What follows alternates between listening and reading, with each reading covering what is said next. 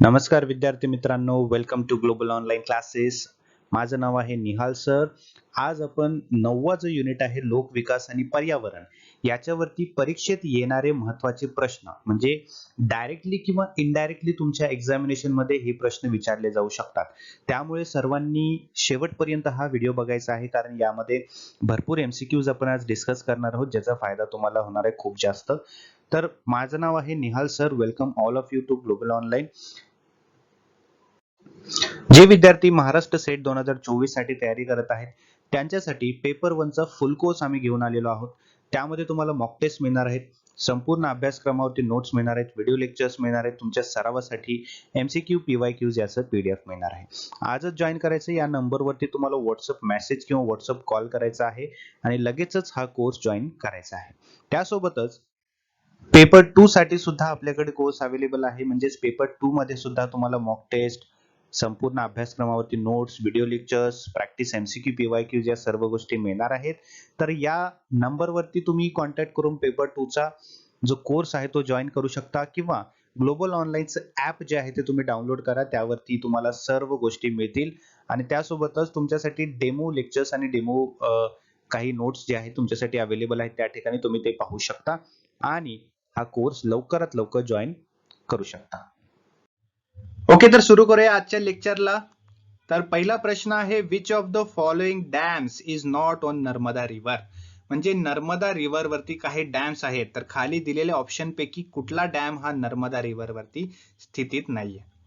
Right. A Indira Sagar project, B Maheshwar hydel power project, C Jobat project, की D Koyna power project. Right. तर यामध्ये जे first option आहे इंदिरा सागर प्रोजेक्ट हा नर्मदा रिव्हर वरतीच आहे स्थितीत. सेकंड महेश्वर हायडल सुद्धा आणि कोबॅट प्रोजेक्ट सुद्धा नर्मदा रिव्हर वरती स्थितीत आहे. परंतु जो कोयना पॉवर प्रोजेक्ट जो आहे हा नर्मदा रिव्हर वरती स्थितीत नाहीये. तर हा कुठल्या रिव्हर वरती स्थितीत आहे? कोयना रिव्हर. ओके. तर वन बाय वन बघूया आपण हे प्रोजेक्ट काय म्हणतात. इंदिरा सागर प्रोजेक्ट हा इंदिरा सागर डॅम आहे, जो की मल्टीपर्पज डॅम प्रोजेक्ट आहे, जे की मध्य प्रदेश स्टेट मध्ये आढळतो, तेही नर्मदा रिव्हर वरती. ओके. हा जो टाउन आहे नर्मदा नगर तिथे स्थितीत आहे, पुनासा खांडवा डिस्ट्रिक्ट मध्य प्रदेश इंडियामध्ये. त्यानंतर आहे महेश्वर हायडल पॉवर प्रोजेक्ट. जसं की इथे दिलेला आहे, हा नर्मदा रिव्हर वरती सर्वात शेवटचा प्रोजेक्ट आहे. This is the last project across river Narmada to be constructed with the boundary of MP state. म्हणजे मध्य प्रदेश स्टेटच्या बाउंड्री वरती हा कन्स्ट्रक्ट केलेला आहे आणि हा नर्मदा रिव्हरचा सर्वात शेवटचा प्रोजेक्ट आहे. This project site is situated near Mandleshwar of Khargaon district. Madhya Pradesh state मध्ये खारगाव डिस्ट्रिक्ट मध्ये जे मांदलेश्वर विलेज आहे तिथे हा प्रोजेक्ट अस्तित्वात आहे. त्यानंतर आहे जोबॅट प्रोजेक्ट, शाहिद चंदर शेखर आझाद सागर. जोबॅट प्रोजेक्ट हा मध्य प्रदेश मध्ये स्थितीत आहे. इज अन इरिगेशन प्रोजेक्ट, हा इरिगेशन प्रोजेक्ट आहे असं म्हटले गेलेलं आहे. त्यानंतर हा जो प्रोजेक्ट आहे जोबॅट प्रोजेक्ट हा नर्मदा रिव्हर वरती आहे, जो की विलेज वास्काल मध्ये आहे आणि कुक्षी टाउन म्हणजे 24 किलोमीटर पासून कुक्षी टाउनच्या वास्काल विलेज आहे तिथे हे प्रोजेक्ट आढळतो. त्यानंतर आहे कोयना पॉवर प्रोजेक्ट. लक्षात ठेवा, यापैकी एक कुठला एखादा क्वेश्चन सुद्धा येऊ शकतो किंवा या चारीवरती सुद्धा क्वेश्चन येऊ शकतो एक्झामिनेशन मध्ये. तर प्रत्येक प्रोजेक्ट हा इम्पॉर्टंट आहे. ओके. तर कोयना पॉवर प्रोजेक्ट याला कोयना हायड्रो इलेक्ट्रिक प्रोजेक्ट सुद्धा म्हटलं जातं. हा largest hydro electric power plant आहे इंडियामध्ये आणि हा खूप कॉम्प्लेक्स प्रोजेक्ट आहे, जो की 4 dams including largest dam on Koyna river Maharashtra. 4 dam पैकी जो सर्वात मोठा कोयना रिव्हरचा डॅम आहे महाराष्ट्रामध्ये त्यावरती हा स्थितीत आहे प्रोजेक्ट. राईट.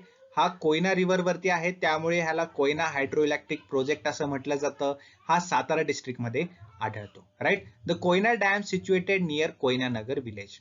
कोयना डॅम जो आहे हा कोयना नगर विलेज मध्ये आढळतो, जे की महाराष्ट्रामध्ये आहे.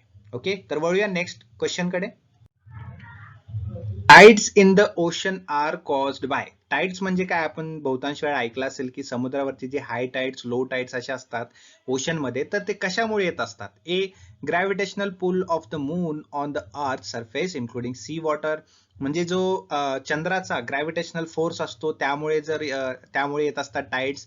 त्यानंतर B gravitational pull of sun on the earth surface only and not on the sea water, किंवा ग्रॅव्हिटेशनल जे सूर्याचं असतं फोर्स तो पृथ्वीवरती पडत असेल त्यामुळे होत असतं टाइड्स, किंवा gravitational pull of the moon and sun on the earth surface including the sea water, किंवा सन आणि मून चंद्र आणि सूर्य दोन्हीच्या ग्रॅव्हिटेशनल फोर्समुळे जो की पृथ्वीवरती पडतो त्या सोबत सी वॉटर म्हणजे समुद्री पाणीवरती सुद्धा त्यांचा ग्रॅव्हिटेशनल फोर्स पडतो, त्यामुळे हे टाइड्स येतात. की डी नन ऑफ दिस. तर याचं राईट आन्सर आहे सी, म्हणजे सूर्य आणि चंद्र या दोन्हीच्या ग्रॅव्हिटेशनल फोर्स जेव्हा पृथ्वी तलावरती किंवा अर्थ सरफेस वरती पडतो त्यासोबत सी वॉटर वरती सुद्धा पडत असतो, तर त्यामुळे हे टाइड्स येत असतात. राईट. तर आपण एक्सप्लेनेशन मध्ये बघूया हे टाइड्स कसे असतात. हा, तर ऑप्शन मध्ये आपण पाहिलं की सूर्य जे सन अँड मून यांच्या ग्रॅव्हिटेशनल फोर्समुळे जेव्हा अर्थ सरफेस वरती या दोघांचा ग्रॅव्हिटेशनल फोर्स येतो किंवा समुद्रावरती या दोघांचा ग्रॅव्हिटेशनल फोर्स येतो, तर त्यावेळेस हाय टाइड्स किंवा टाइड्स येत असतात कुठल्याही प्रकारचे. तर आपण यामध्ये बघूया की जेव्हा सूर्य आणि चंद्र एक रेषेत येतात त्यावेळेस त्यांचा ग्रॅव्हिटेशनल फोर्स जो असतो तो खूप अति प्रमाणात असतो, त्यामुळे जे आहेत हाय टाइड्स येत असतात. ओके. आणि जेव्हा हे मून गोल फिरून जेव्हा इथे येईल, समजा इथे येईल मून, तर काय होईल, सूर्य आणि चंद्र या दोघांच्या मध्ये काय होईल, 90 डिग्रीचा एक अँगल तयार होईल आणि ग्रॅव्हिटेशनल फोर्स जो आहे तो थोडा कमी होईल, त्यामुळे लो टाइड्स येतात. राईट. म्हणजे जेव्हा एक रेषेत येतील मून आणि सन त्यावेळेस ग्रॅव्हिटेशनल फोर्स जो आहे तो अति प्रमाणात असतो, त्यामुळे हाय टाइड्स येत असतात.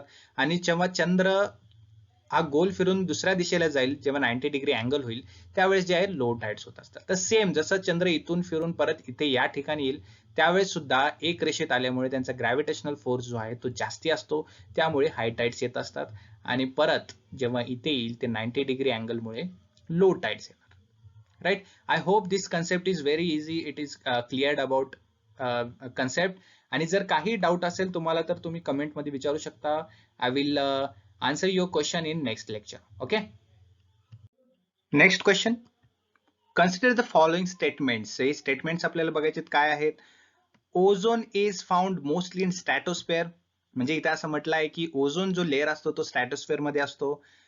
त्यानंतर सेकंड आहे ozone layer lies 55 to 75 kilometre above the surface of the earth. Surface अर्थचा जो सरफेस आहे तिथून 55 to 75 किलोमीटर पर्यंत ओझोन लेअर आढळतो असं म्हटलेलं आहे. त्यानंतर थर्ड आहे ozone absorbs ultraviolet radiations from the sun, म्हणजे सूर्यापासून जे अल्ट्राव्हायोलेट रेडिएशन्स येत असतात जे की खूप घातक असतात आपल्यासाठी, ते ऑब्झर्व करत असतो ओझोन लेअर. किंवा चौथा असा आहे की ozone layer has no significance for life on the earth, किंवा त्याचा काहीही एक फायदा नाहीये अर्थ सरफेसवरच्या लाईफवरती असं इथे म्हटलेलं आहे. तर या चारीपैकी कुठला किंवा कुठले सेंटेन्सेस राईट आहेत. राईट. तर फर्स्ट सेंटेन्स जो आहे तो राईट आहे, जो की स्ट्रॅटोस्फेअर मध्ये आढळतो ओझोन लेअर, आणि ओझोन लेअर 55 to 75 मध्ये आढळत नाही, ओझोन ऍब्झॉर्ब करत असतं. राईट. हा सेकंड स्टेटमेंट रॉंग आहे. थर्ड वाला राईट आहे. आणि ozone layer has no significance of on earth life, it is also wrong, कारण अर्थ सरफेसवरच्या जे लाईफ्स आहेत त्यांना अल्ट्राव्हायोलेट रेडिएशन्स पासून धोका असतो आणि ओझोन लेअर ते ऍब्झॉर्ब करत असतं, म्हणून ओझोनचा सिग्निफिकन्स आहे लाईफ वरती, त्यामुळे हे सेंटेन्स रॉंग आहे. राईट. तर याचा राईट आन्सर काय आहे, 1 and 3. तर आता आपण बघूया ओझोन लेअरचं थोडं एक्सप्लेनेशन मध्ये. हे आहेत स्पेअर्स ज्यांची लेअर दिलेली आहेत. राईट. अर्थ सरफेस पासून 50 किलोमीटर पर्यंत ओझोन लेअर आढळतो, परंतु ऑप्शन मध्ये 55 च्या वर होतं त्यामुळे रॉंग होतं. राईट. तर ओझोन लेअर हे ट्रोपोस्फेअर आणि स्ट्रॅटोस्फेअर या दोन्हीच्या मध्ये आढळत असतो. राईट. आणि हेच ओझोन लेअर जे आहे ते सूर्यापासून आलेले अल्ट्रा व्हायोलेट रेज आहेत जे की ह्युमन साठी खूप घातक असतात, त्यांना ऍब्झॉर्ब करत असतं, म्हणून हे ह्युमन लाईफ साठी खूप सिग्निफिकंट असतात. Right. This is all about the ozone layer. I hope you have clear the concept. आणि जर काही डाऊट असेल तर कमेंट मध्ये विचारू शकता, मी नेक्स्ट लेक्चर मध्ये तुम्हाला त्याचा आन्सर मिळवून देईल. Next question.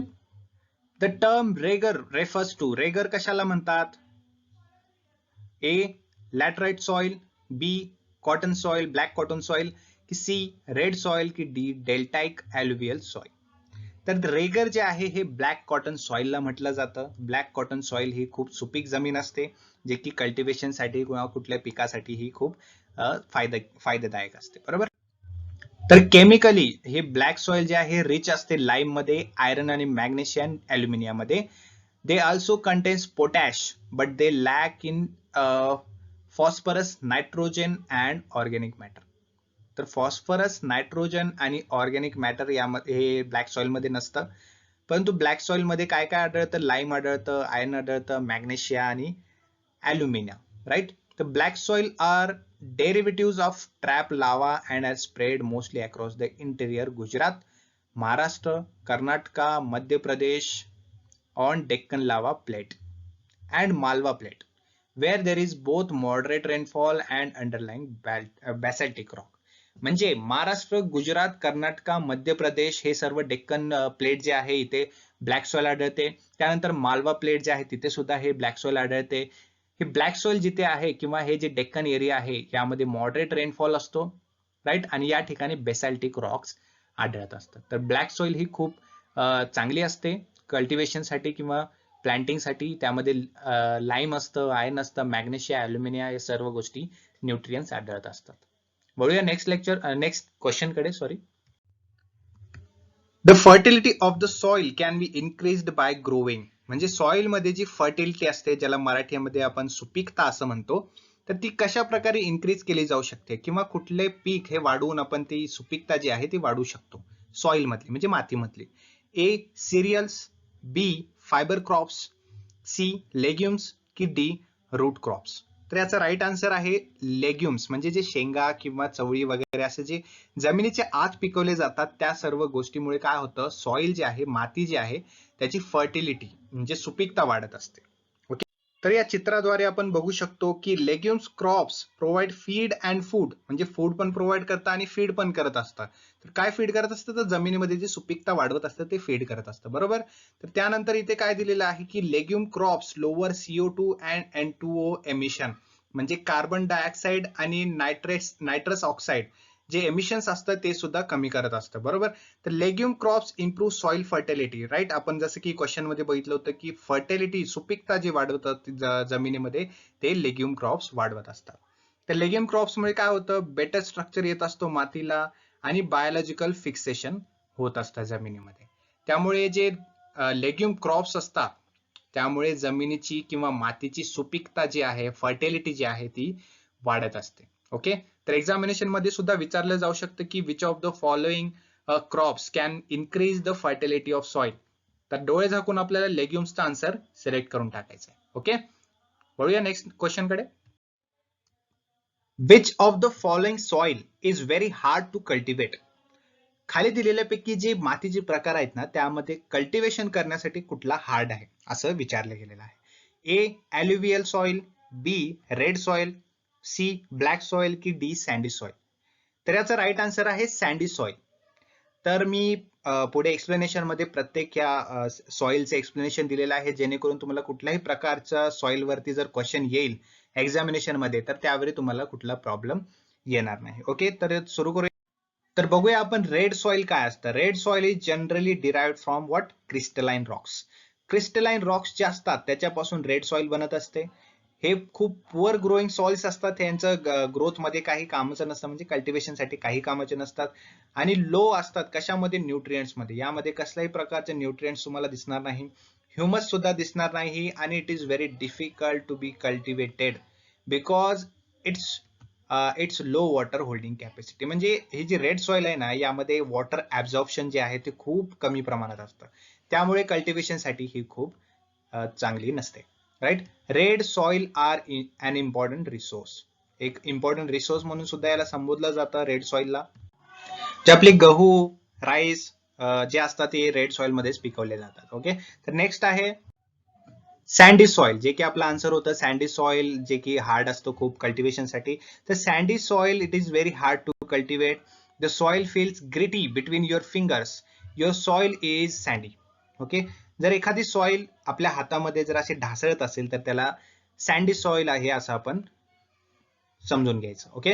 Wien rolled in hand to make sausage shape, its crumbles and falls apart and won't hold its shapes. म्हणजे समजा एका हातामध्ये आपण सँडी सॉइल घेतली आणि त्याला एका असं प्रेशरने दाबून ठेवलं आपण, तर ते सॉइल जे आहे ते परत आपल्या शेपमध्ये जी होती तीच येणार.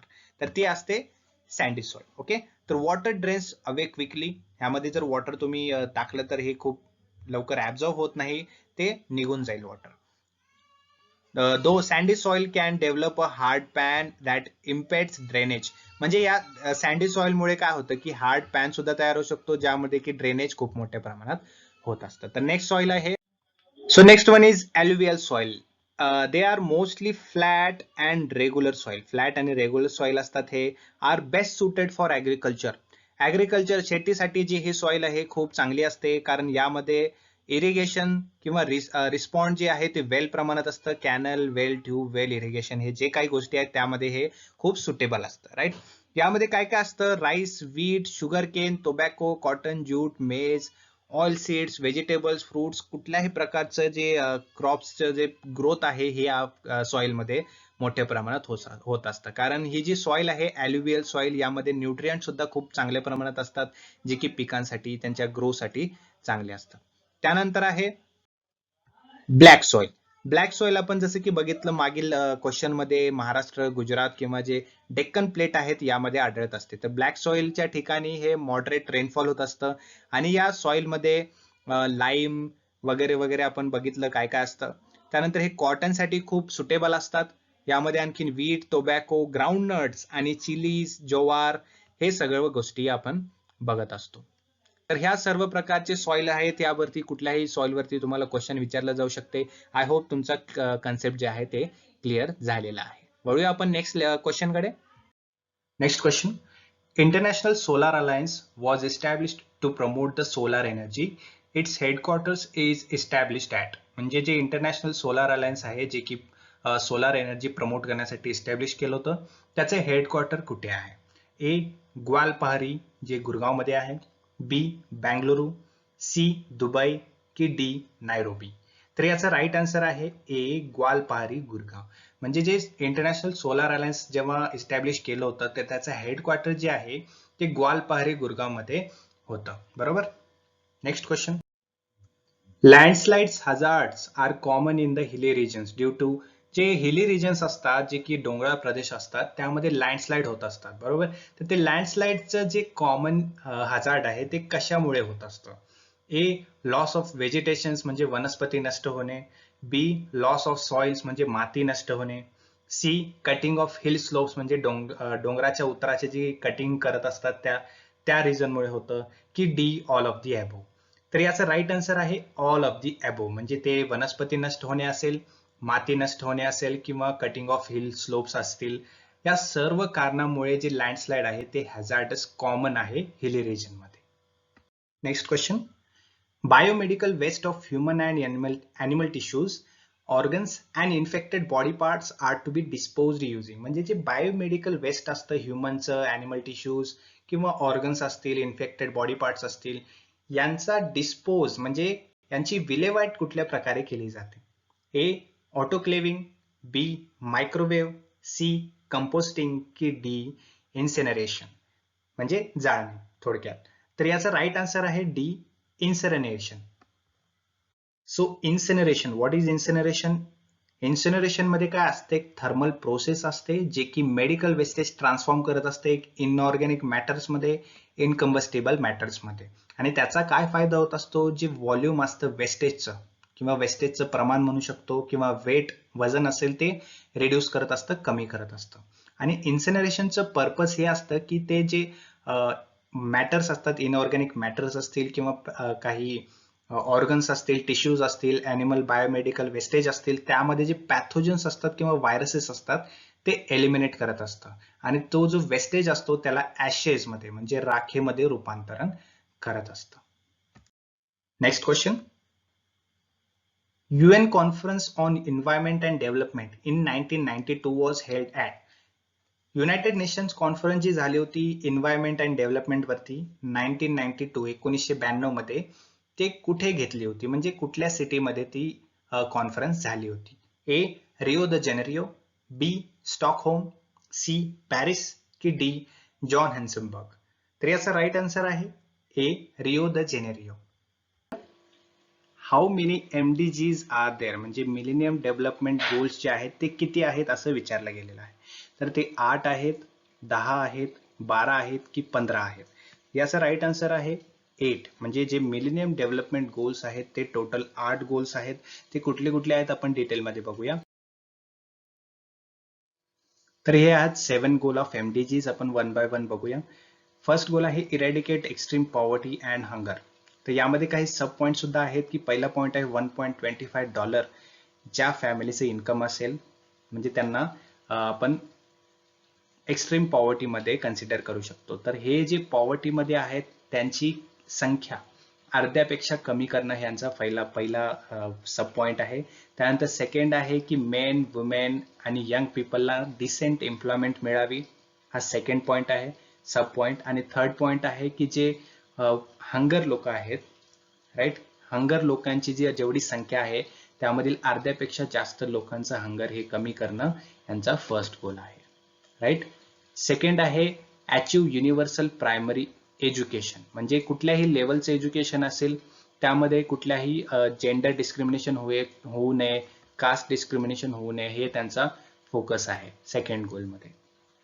म्हणजे कुठल्याही कास्टचा असो, कुठल्याही जेंडरचा असो, त्यांना प्रायमरी एज्युकेशन हे पहिले मिळालं पाहिजे, हे त्यांचा सेकंड गोलचा फोकस आहे, राईट. थर्ड गोल आहे promote gender equality and empower women. तर जेंडरमध्ये कुठल्याही प्रकारचं डिस्क्रिमिनेशन होऊ नये, भेदभाव होऊ नये, हे त्यांचा फोकस आहे. आणि त्यानंतर फिमेलला किंवा वुमेनला इम्पॉवरमेंट मिळावी, हे त्यांचा फोकस आहे थर्ड गोलचा. ओके, तर थर्ड गोल काय बोलतो की promote gender equality and empower women. Fourth आहे रिड्यूस चाइल्ड मोर्टॅलिटी. तर आपण बघू शकतो मागील काही वर्षामध्ये चाइल्ड मोर्टॅलिटी म्हणजे लहान मुलांचा मृत्यू दर जो आहे तो खूप जास्ती प्रमाणात होता. परंतु जेव्हापासून हे MDG गोल्स आहेत आलेले आहेत, इस्टॅब्लिश केलेले आहेत, त्यानंतर आपण बघू शकतो की सध्याच्या काळात चाइल्ड मोर्टॅलिटी जी आहे ते भरपूर देशांच्या म्हणजे संख्यामध्ये घट झालेली दिसून येऊ शकते, राईट. तर फिफ्थ आहे इम्प्रूव्ह मॅटर्नल हेल्थ. तर सध्याच्या काळामध्ये गव्हर्नमेंटचे काही काही स्कीम्स आहेत ज्यामध्ये की मॅटर्नल हेल्थला इम्प्रूव्ह करत असते वुमेनच्या, म्हणजे त्यांना कुठल्या काही काही प्रकारचे स्कीम्स मिळतात आणि बेनिफिट्स मिळतात जे वुमेन्स प्रेग्नेंट आहेत किंवा मॅटर्नल कंडिशनमध्ये आहेत, राईट. सिक्स्थ आहे combat HIV AIDS and malaria and other disease. तर आपण सध्याच्या काळात बघू शकतो की इंडिया असेल किंवा इंडियासारखे काही अनदर डेव्हलपिंग कंट्रीज आहेत, तर त्यामध्ये मलेरिया किंवा अदर डिजीजचं प्रमाण सध्याच्या काळामध्ये कमी झालेलं दिसून येत आहे. तर हे फिफ्थ गोल, सिक्स्थ गोल जो आहे तो पण काही प्रमाणात सक्सेसफुल होत आहे, आपण असं बोलू शकतो. सेव्हन्थ गोल आहे ensure environmental sustainability, right. Sustainability असावी एन्व्हायरमेंटला सेफ करण्यामध्ये, सेफ ठेवण्यामध्ये. जसं की आपल्याला माहिती आहे की कॉमर्स किंवा इंडस्ट्रियल सेक्टर्समध्ये कंपनींना एक CSR फुलफिल करायचं असतं. CSR रिस्पॉन्सिबिलिटी असते, म्हणजे त्याला कॉर्पोरेट सोशल रिस्पॉन्सिबिलिटी असं म्हटलं जातं. त्यामध्ये त्यांचा एक एम असतो की त्यांच्या प्रोडक्शनमुळे किंवा त्यांच्या कुठल्याही ॲक्टिव्हिटीजमुळे एन्व्हायरमेंटला हार्म होऊ नये, राईट. तर एन्व्हायरमेंटला सेफ करणं, एन्व्हायरमेंटची काळजी घेणं हा त्यांचा सेव्हन्थ गोल आहे, त्यांचा म्हणजे MDGचा. एट गोल आहे ग्लोबल पार्टनरशिप फॉर डेव्हलपमेंट. तर हे जे गोल्स आहेत संपूर्ण हे कसे फुलफिल होतील, तर प्रत्येक कंट्रीने एकमेकाची पार्टनरशिपमध्ये काम केलं, स्मूथली फंक्शन केलं, कोऑर्डिनेशनने काम केलं तर हे गोल्स पूर्ण होणार आहेत, राईट. तर हे 8 गोल तोच बोलत आहे की पार्टनरशिप आणि ग्लोबली पार्टनरशिप असणं आणि कोऑर्डिनेशन असणं खूप गरजेचं आहे. तर हे आहेत 8 goals of MDG millennium development goals. Next question, which of the following is not an MDG, म्हणजे खाली दिलेल्यापैकी MDG मधील कुठला गोल नाहीये. आपण आत्ताच बघितलं लास्ट क्वेश्चन मध्ये काय काय गोल्स आहेत, 8 गोल्स आहेत MDGचे. तर त्यामध्ये काय काय गोल्स होते आपण पाहिलं. तर त्यामधील म्हणजे खाली दिलेल्यापैकी कुठला गोल MDG मध्ये आढळत नाही, आपल्याला ते चूज करायचं आहे. ए आहे improve maternal health, B achieve universal access to safe drinking water, sanitation and hygiene. त्यानंतर C आहे ensure environmental sustainability and D achieve universal primary education. तर आपण बघितलं की इम्प्रूव्ह मॅटर्नल हेल्थ हा MDGचा गोल आहे. त्यानंतर इन्शुअर एन्व्हायरमेंट सस्टेनेबिलिटी हा सुद्धा MDGचा गोल आहे. आणि युनिव्हर्सल प्रायमरी एज्युकेशन, राईट, हे सुद्धा MDGचा गोल आहे. परंतु achieve universal access to safe drinking water and sanitation hygiene हा गोल MDGचा नसून तर हा गोल कशाचा आहे? SDG, sustainability development goal. Okay, तर आपला राईट आन्सर आहे B, achieve universal access to safe drinking water sanitation and hygiene. This is not included in MDG. Okay, पुढील प्रश्न. The Sustainable Development Goals (SDGs) replaced the MDGs in year 2015. How many proposed SDGs are there? म्हणजे यामध्ये असं विचारलं आहे की 2015 मध्ये जेव्हा MDG ला रिप्लेस करून SDG आलेलं होतं, तर त्या SDG मध्ये किती गोल्स आहेत? जसं की आपण MDG मध्ये बघितलं की 8 गोल्स असतात, तसं SDG मध्ये सुद्धा गोल्स असतात. तर ते किती असतात? 37, 27, 17 की 7? तर याचा राईट आन्सर आहे 17 गोल्स असतात. तर ते कुठले कुठले असतात आपण बघूया वन बाय वन. तर बघूया आपण वन बाय वन SDG चे गोल्स. फर्स्ट आहे नो पॉवर्टी, राईट. जसं की MDGचा गोल होता eradication of hunger and eradication of poverty, तसंच SDGचा सुद्धा फर्स्ट गोल आहे नो पॉवर्टी. आणि हे जे पॉइंट्स आहेत म्हणजे गोल्स आहेत, हे सर्व इंटर रिलेटेड आहेत. आपण बघू शकतो की फॉर एक्झाम्पल मी सांगतो की जर नो पॉवर्टी असेल म्हणजे पॉवर्टी नसेल तर हंगरचा प्रश्न मिटतो, म्हणजे झिरो हंगर होईल, राईट. आणि हंगरचा प्रश्न मिटला तर ऑब्व्हियसली गुड हेल्थ आणि वेलबिंग प्रत्येकाला मिळणार आहे, बरोबर. तर फर्स्ट गोल आहे नो पॉवर्टी, म्हणजे पॉवर्टी जी आहे ती रिड्यूस करायची आहे प्रत्येक कंट्रीमध्ये. आणि त्यानंतर झिरो हंगर म्हणजे सेकंड गोल जो आहे झिरो हंगर. तर यामध्ये आहे की हंगर जो आहे त्याला पूर्णपणे एंड करायचा आहे आणि फूड सिक्युरिटी, न्यूट्रिशन मध्ये इम्प्रूव्हमेंट झाली पाहिजे आणि हे सस्टेनेबली झालं पाहिजे, राईट. हे आहे सेकंड गोल. त्यानंतर आहे third goal good health and wellbeing. तर प्रत्येक एजेस पासून म्हणजे लहान मुलापासून ते म्हातारपणापर्यंत जेवढे एजेसचे पीपल असतील त्यांच्या गुड हेल्थचं रिस्पॉन्सिबिलिटी प्रत्येकाने घेतली पाहिजे. तर प्रत्येकाला हेल्दी लाईफ्स मिळाले पाहिजेत आणि वेलबिंग हे प्रमोट केलं पाहिजे प्रत्येक एजेसचं. हे आहे थर्ड गोल. त्यानंतर आहे फोर्थ गोल क्वालिटी एज्युकेशन. तर प्रत्येक एजच्या स्टुडंटला हे क्वालिटी एज्युकेशन मिळालं पाहिजे, यांचा हा फोकस आहे, म्हणजे SDGचा फोकस आहे. तर कुठल्याही लेवलचा असेल म्हणजे स्टँडर्ड म्हणजे प्रायमरी एज्युकेशन असेल, त्यानंतर ग्रॅज्युएशन असेल, पोस्ट ग्रॅज्युएशन किंवा हायर एज्युकेशन वगैरे असं कुठल्याही लेवलचं एज्युकेशन असेल तर त्यामध्ये क्वालिटी एज्युकेशन हे प्रत्येकाला मिळालं पाहिजे. आणि त्यामध्ये सुद्धा कुठल्याही प्रकारचं डिस्क्रिमिनेशन होऊ नये हे सुद्धा त्यांनी फोकस केलेलं आहे. म्हणजे डिस्क्रिमिनेशन इन द सेन्स की कास्ट डिस्क्रिमिनेशन असेल, जेंडर डिस्क्रिमिनेशन असेल, तर यामध्ये कुठलेही डिस्क्रिमिनेशन नसावं हे त्यांचा फोकस आहे. फिफ्थ गोल आहे जेंडर इक्वेलिटी. जेंडर इक्वेलिटी म्हणजे मेल, फिमेल किंवा अदर्स जे असतील तर त्यांना इक्वली ट्रीट केलं पाहिजे प्रत्येक क्षेत्रामध्ये. एम्प्लॉयमेंट असेल, एज्युकेशन असेल, कुठलेही क्षेत्र असेल त्यामध्ये प्रत्येक जेंडरला हे इक्वली ट्रीट केलं पाहिजे, हे त्यांचा फोकस आहे. त्यानंतर सिक्स्थ आहे क्लीन वॉटर अँड सॅनिटेशन. तर यामध्ये असं इंडिकेट केलं आहे की प्रत्येक कंट्रीला किंवा कंट्रीच्या प्रत्येक माणसाला हे प्युअर वॉटर मिळालं पाहिजे, राईट. अवेलेबिलिटी ऑफ वॉटर ही चांगली असली पाहिजे आणि त्याचं मॅनेजमेंट सुद्धा चांगल्या प्रकारे झालं पाहिजे. हे आहे सिक्स्थ गोल, म्हणजे वॉटर क्लीन असलं पाहिजे आणि सॅनिटेशन सुद्धा असायला हवं. त्यानंतर सेव्हन्थ आहे अफोर्डेबल अँड क्लीन एनर्जी. तर या गोलमध्ये असं सांगितलेलं आहे की प्रत्येकाला क्लीन, अफोर्डेबल आणि रिलायबल एनर्जी ही मिळाली पाहिजे आणि त्यामध्ये सुद्धा सस्टेनेबली मॉडर्न एनर्जीचा यूज असायला हवा. त्यानंतर एट गोल आहे डिसेंट वर्क आणि इकॉनॉमिक ग्रोथ. या गोलमध्ये यांनी असं सांगितलेलं आहे की त्यांनी इन्शुअर केलं पाहिजे की प्रत्येकाला जॉब सिक्युरिटी मिळाली पाहिजे. सस्टेन्ड प्रमोट इन्क्लुसिव्ह आणि सस्टेनेबल इकॉनॉमिक ग्रोथ झाली पाहिजे आणि प्रत्येकाला डिसेंट वर्क हे मिळालं पाहिजे. यांचा 8 गोल आहे, यांचा म्हणजे SDGचा. त्यानंतर आहे इंडस्ट्री, इनोव्हेशन अँड इन्फ्रास्ट्रक्चर. तर कुठल्याही कंट्रीची डेव्हलपमेंट करण्यासाठी इन्फ्रास्ट्रक्चर बिल्डअप चांगला असलं पाहिजे. म्हणजे मोठे मोठे एअरपोर्ट्स असतील किंवा रोड कन्स्ट्रक्शन असेल, हे चांगल्या प्रकारचं असेल इन्फ्रास्ट्रक्चर चांगल्या प्रकारचं बिल्ड झालेलं असेल तर त्या कंट्रीची डेव्हलपमेंट होत असते, राईट. त्यामुळे 9th गोल हा फोकस केलेला आहे. त्यानंतर आहे रिड्युस्ड इनइक्वॅलिटीज.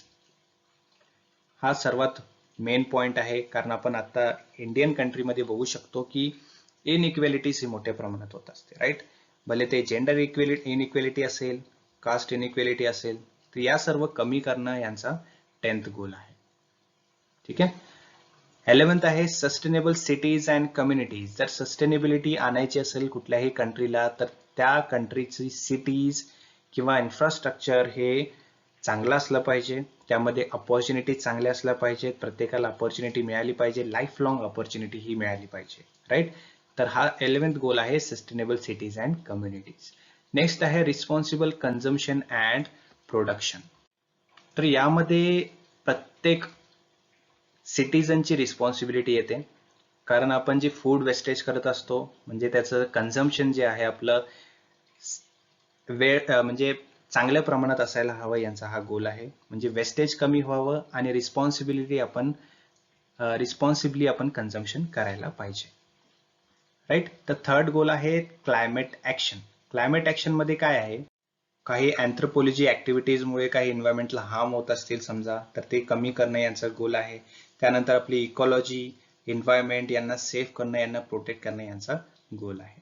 तर ही रिस्पॉन्सिबिलिटी हे प्रत्येक सिटीजनची आहे, राईट. प्रत्येक सिटीजनने आपलं एन्व्हायरमेंट स्वच्छ ठेवलं पाहिजे, झाडांची जास्त कटिंग करायला नको, वेस्टेज जे आहेत ते जास्ती करायला नको, पाण्याचा नियमित वापर करावा, फूड वेस्टेज करायला नको. त्यामुळे क्लायमेट ऍक्शन हा गोल जो आहे तो आपला पूर्ण होऊ शकतो. नेक्स्ट आहे लाईफ बिलो वॉटर. तर आपण बघू शकतो की फॅक्टरीजचे काही कंटॅमिनेटेड वॉटर असतात किंवा केमिकल वॉटर असतात, ते जेव्हा समुद्रामध्ये मिसळत असतं तर त्यामुळे जे बिलो वॉटर लाईफ असते, म्हणजे जसे की मासे, कुठलेही जीव असतील, त्यांना यामुळे धोका होत असतो. तर हे सर्व कमी करण्यासाठी हा 14th गोल फोकस केलेला आहे. नेक्स्ट आहे लाईफ ऑन लँड. तर जसं की आपल्याला माहिती आहे फॉरेस्ट असतील किंवा आपलं कुठलं इकोसिस्टीम आहे, राईट. डेझर्टिफिकेशन असेल, डिग्रेडेशन हे कमी करणं, बायोडायव्हर्सिटी लॉस जे आहे ते सुद्धा कमी करणं, हा सर्व फोकस आहे या 15th गोलमध्ये. म्हणजे थोडक्यात आपल्या एन्व्हायरमेंटला जे काही हार्म्स होतात, लँडवरती जी लाईफ असते, जंगल वगैरे, इकोसिस्टीम वगैरे, तर हे सर्व अँथ्रोपॉलॉजी ऍक्टिव्हिटीजमुळे त्या हार्म होत असतात, तर ते कमी करणं यांचा 15th गोल आहे. त्यानंतर आहे peace, justice and strong institutions. जसे की आपल्याला माहिती आहे कुठल्याही प्रकारचं सस्टेनेबिलिटी आपल्याला आणायची असेल तर त्या जागेची सिटीज, इन्स्टिट्यूशन्स हे चांगले बिल्डअप असले पाहिजे, तिथे पीस असलं पाहिजे आणि जस्टिस हे सर्वात इम्पॉर्टंट असलं पाहिजे. असं नसायला पाहिजे की हा रिच आहे तर याला जस्टिस मिळेल आणि पुअर असेल तर त्याला जस्टिस मिळणार नाही. तर या सर्व प्रकारचं डिस्क्रिमिनेशन नाही व्हायला पाहिजे जस्टिफिकेशन मध्ये, राईट. हा आहे 16th गोल.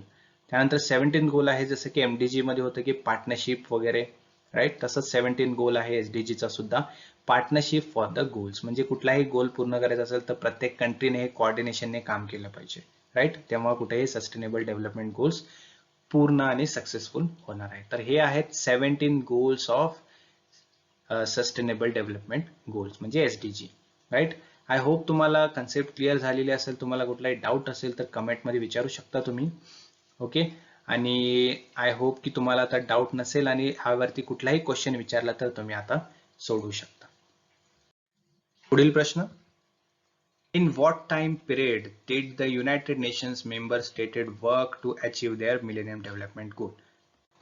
तर MDG जे आहे त्या MDG चा जो गोल आहे तो कोणत्या इयर मध्ये किंवा कोणत्या पिरियड मध्ये पूर्ण करायचा आहे असं युनायटेड नेशन्सने सांगितलं होतं. तर A 1990 to 2015, B 2000 to 2015, C 2000 to present म्हणजे आतापर्यंत, की D 1990 to 2005. तर याचा राईट आन्सर आहे 2000 to 2015 म्हणजे 2000 ते 2015 पर्यंत हे मिलेनियम डेव्हलपमेंट गोल्स जे आहेत ते पूर्ण करायचे आहेत, ओके. इन 2000 म्हणजे 2000 मध्ये 189 nations made promise to free people from extreme poverty, multiple deprivations. म्हणजे 189 नेशन्स किंवा कंट्रीजने मिळून हे SDG चे गोल्स पूर्ण करण्याचं प्रॉमिस केलेलं होतं. आणि यामध्ये काय प्रॉमिस केलेलं होतं, काय शपथ घेतलेली होती की पॉवर्टी, एक्स्ट्रीम पॉवर्टी जी आहे ती कमी करणं यांचा गोल होता. This pledge became the 8 millennium development goal to be achieved by 2015. 2000 म्हणजे 2000 मध्ये हे एस्टॅब्लिश केलं होतं आणि त्यांचा गोल जो आहे तो 2015 पर्यंत पूर्ण करायचा होता.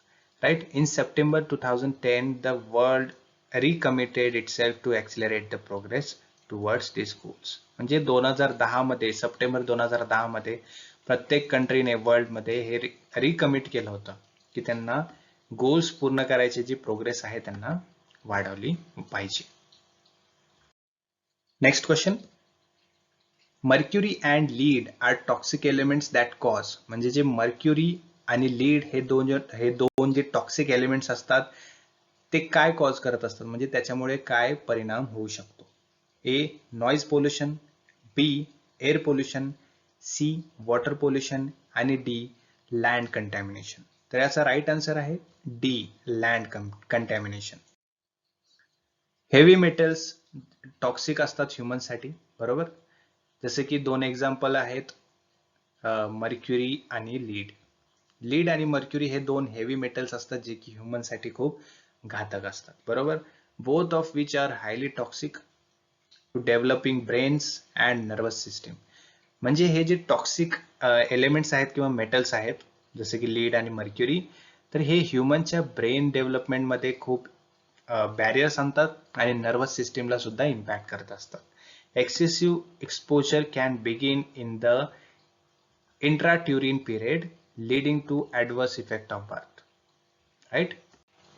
तर हे जे दोन मेटल्स आहेत लीड आणि मर्क्युरी हे खूप घातक असतात आणि यांचा इफेक्ट चाइल्ड बर्थ मध्ये सुद्धा होत असतो. Next question. Which geographic region needs most improvement to reach its goals.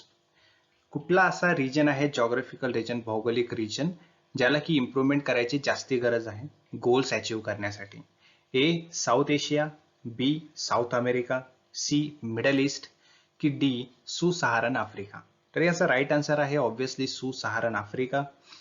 Because आफ्रिकाचा जो साऊथ एरिया आहे त्याला सुसहारन आफ्रिका असं म्हटलं जातं. तर आपण बघू शकतो मॅपमध्ये हा जो एरिया आहे याला सुसहारन आफ्रिका म्हटलं जातं. तर हा पूर्ण जो रिजन आहे, हा पूर्ण रिजन, हा रिजनला गरज आहे जास्त इम्प्रूव्हमेंटसाठी, त्यांचे गोल्स पूर्ण करण्यासाठी. ओके. तर एक्झामिनेशन मध्ये जर विचारलं की कुठल्या रिजनला, जिओग्राफिकल रिजनला जर इम्प्रूव्हमेंट करायची जास्ती गरज आहे गोल्स अचिव्हमेंटसाठी, तर आपल्याला सिलेक्ट करायचं आहे सुसहारन आफ्रिका. ओके. पुढील प्रश्न. Modern concept of sustainable development focuses more on. जो मॉडर्न सस्टेनेबल डेव्हलपमेंट गोलचे जे फोकसेस आहेत ते कुठल्या गोष्टींवर किंवा कुठल्या क्षेत्रामध्ये जास्ती दिसून येत आहेत. A. Economic development, B. Social development, C. Environmental protection की D. All of the above.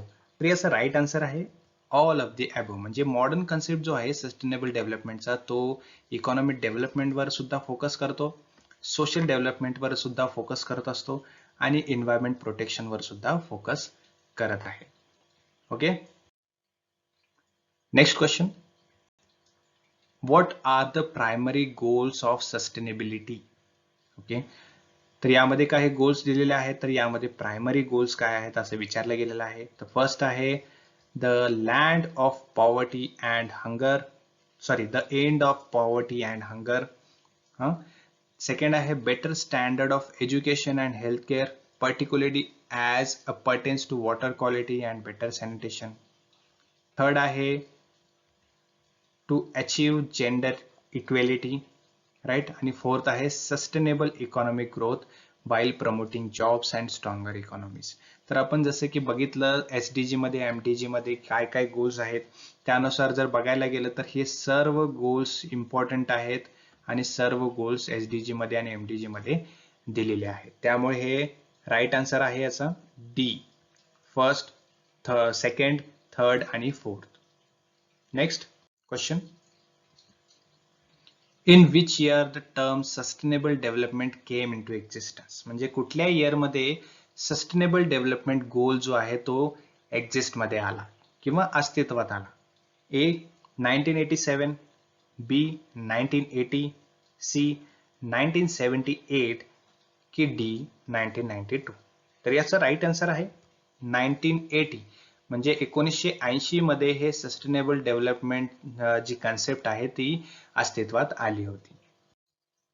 पुढील प्रश्न, in which year was the United Nations commissions on sustainable development, त्याला CSD असं म्हटलं जातं, started by the UN general assembly. जी CSD आहे ती इस्टॅब्लिश केली गेली होती आणि त्याला स्टार्ट केलं होतं UN जनरल असेंब्लीने. तर कोणत्या इयर मध्ये ते सुरू केली गेली होती असं तिथे क्वेश्चन विचारलेला आहे. ए 1995, बी 1994, सी 1993 की डी 1992? तर याचा राईट आन्सर आहे डी 1992. तर 1992 मध्ये UN जनरल असेंब्लीने CSD ही सुरू केली होती. ठीक आहे. नेक्स्ट क्वेश्चन, आफ्टर मायनिंग म्हणजे खणण्याची जी प्रोसेस असते त्या प्रोसेस नंतर the huge holes left behind are used for, म्हणजेच एकदा की खणण्याची प्रोसेस पूर्ण झाली तर त्या ठिकाणचं जे होल असतं, मोठा ह्यूज होल असतो, तर तो कशासाठी यूज केला जातो? ए वेस्ट वॉटर स्टोरेज म्हणजे सांडपाणीसाठी, त्याचा साठा करण्यासाठी. बी वेस्ट अँड वॉटर स्टोरेज म्हणजे कचरा आणि पाण्याचा साठा या दोन्हीचं साठवण करण्यासाठी. सी वेस्ट डिस्पोजल की डी वेस्ट स्टोरेज? तर याचा राईट आन्सर आहे वेस्ट डिस्पोजल, म्हणजे कचऱ्याची विल्हेवाट लावण्याचं काम सुद्धा या ह्यूज होल मध्ये केलं जातं. तर ह्यूज होल कशामुळे होतं? ते मायनिंगमुळे म्हणजे खणण्यानंतर. नेक्स्ट क्वेश्चन आहे, how many countries made the promise to commit the millennium development goal? जसं की आपण मागील एखाद्या प्रश्नामध्ये एक्सप्लेनेशन बघितलं होतं, तर 189 कंट्रीज ने हे प्रॉमिस केलं होतं की मिलेनियम डेव्हलपमेंट गोल जे आहेत ते आपल्याला पूर्ण करायचे आहेत. तर लक्षात ठेवा 189 कंट्रीज, असा क्वेश्चन एक्झामिनेशन मध्ये सुद्धा विचारला जाऊ शकतो. Next question, a promising direction towards sustainable development is to design system that are, म्हणजे हे जे सस्टेनेबल डेव्हलपमेंट गोल्स आहेत हे अचीव्ह केल्यानंतर त्याचा फायदा काय होणार आहे किंवा जी सिस्टीम तयार होणार आहे ह्या डेव्हलपमेंट नंतर ती कशी असणार आहे? ए फ्लेक्झिबल अँड इरिव्हर्सिबल म्हणजे लवचिक आणि अपरिवर्तनीय. बी फ्लेक्झिबल आणि रिव्हर्सिबल म्हणजे लवचिक आणि उलट असणार आहे किंवा त्याला परिवर्तनीय असं बोलू शकतो. त्यानंतर सी इनफ्लेक्झिबल अँड रिव्हर्सिबल म्हणजे लवचिक नसणार आणि रिव्हर्सिबल म्हणजे परिवर्तनीय असेल, म्हणजे लवचिक नाही परंतु परिवर्तनीय. त्यानंतर डी इनफ्लेक्झिबल अँड इरिव्हर्सिबल म्हणजे लवचिक नाहीये आणि अपरिवर्तनीय आहे. तर याचा राईट आन्सर आहे बी फ्लेक्झिबल अँड रिव्हर्सिबल म्हणजे लवचिक सुद्धा असणार आणि परिवर्तनीय सुद्धा असणार. राईट, म्हणजे जी सिस्टीम असेल, भले ती एज्युकेशन सिस्टीम, गव्हर्नमेंट वगैरे वगैरे, प्रत्येक जी सिस्टीम असणार आहे कंट्रीमध्ये, वर्ल्ड मधल्या प्रत्येक कंट्रीमध्ये, ती सिस्टीम जी आहे ती फ्लेक्झिबल आणि रिव्हर्सिबल म्हणजे लवचिक आणि परिवर्तनीय होणार आहे. राईट, वळूया नेक्स्ट प्रश्नाकडे. Next question, the Sustainable Development Goals SDGs recognize that all countries must stimulate actions in the following key areas. म्हणजे SDG मध्ये म्हणजे SDG ला जे काही मेंबर्स जुडलेले आहेत त्या प्रत्येक कंट्रीने ह्या खाली दिलेल्या पॉइंट्स मध्ये आपलं प्रोग्रेस किंवा आपले ऍक्शन्स किंवा आपल्या ऍक्टिव्हिटीज जे आहेत ते फोकस केले पाहिजे. तर ते कुठले पॉइंट्स आहेत? A people planet prosperity peace and partnership. B people, planet, prosperity, plants and planning. C people, planet, prosperity, plants and partnership. And D people, planet, prosperity, peace and planning. तर याचा right answer आहे A people, planet, prosperity, peace and partnership म्हणजे लोक, ग्रह, समृद्धी, शांतता आणि भागीदारी. या सर्व हे जे पॉइंट आहेत या पॉइंट्स मध्ये प्रत्येक कंट्रीने आपले ऍक्शन, आपले ऍक्टिव्हिटीज हे फोकस केले पाहिजे. Next question, social, economical and ecological equity is necessary condition for achieving. म्हणजे जे सोशल म्हणजे सामाजिक, आर्थिक आणि पर्यावरणीय हे जे यामधील इक्विटी ही खूप गरजेची असते. तर ही जी कंडिशन आहे ही कशासाठी अचीव केली पाहिजे? ए सोशल डेव्हलपमेंटसाठी म्हणजे सामाजिक विकासासाठी, बी इकॉनॉमिकल डेव्हलपमेंट म्हणजे आर्थिक विकासासाठी, सी सस्टेनेबल डेव्हलपमेंट म्हणजे शाश्वत विकासासाठी, की डी इकॉलॉजिकल डेव्हलपमेंट म्हणजे फक्त पर्यावरणीय विकासासाठी. तर सोशल, इकॉनॉमिकल, इकॉलॉजिकल या सर्व तिन्ही गोष्टी मिळून जर काही गरजेचं असेल अचीव करणं, तर प्रत्येक सेपरेट न असता हे कंबाईनली अचीव करणं इम्पॉर्टंट आहे. म्हणून सस्टेनेबल डेव्हलपमेंट गोल साठी हे सर्व नेसेसरी आहेत. म्हणून राईट आन्सर आहे सी सस्टेनेबल डेव्हलपमेंट गोल.